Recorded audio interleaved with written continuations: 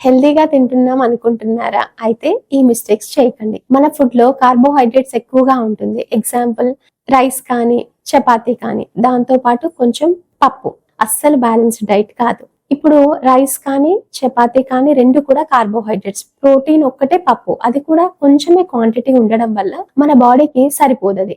మరి దీన్ని balanced diet గా చేంజ్ చేసుకోవాలి అంటే ఆ రైస్, చపాతీ, ఒక కప్ పప్పు, లేదంటే 100 grams ఆఫ్ చికెన్, లేదంటే 2 బాయిల్డ్ ఎగ్ వైట్స్, ఇవి తీసుకోవడం వల్ల, ఇంకా వెజిటేబుల్ కానీ ఫ్రూట్స్ తో కూడిన సలాడ్స్ ని తీసుకోవడం వల్ల అది బ్యాలెన్స్డ్ డైట్ అవుతుంది. ఇట్లా కార్బోహైడ్రేట్స్ ఎక్కువగా, ప్రోటీన్ తక్కువగా ఉండడం వల్ల మజిలే ఎక్కువగా లాస్ అయి వెయిట్ గెయిన్ అనేది ఉంటుంది.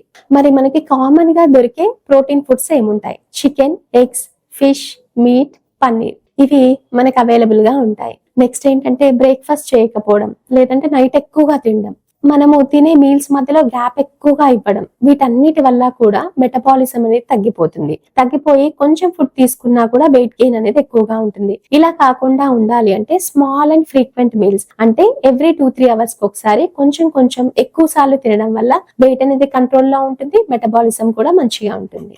నెక్స్ట్ మనం కామన్ గా చేసే మిస్టేక్స్, ఫ్రూట్స్, వెజిటేబుల్స్ తక్కువగా తీసుకోవడం. ఫ్రూట్స్ లో, వెజిటేబుల్స్ లో ఫైబర్ ఎక్కువగా ఉంటుంది, విటమిన్స్ ఉంటాయి.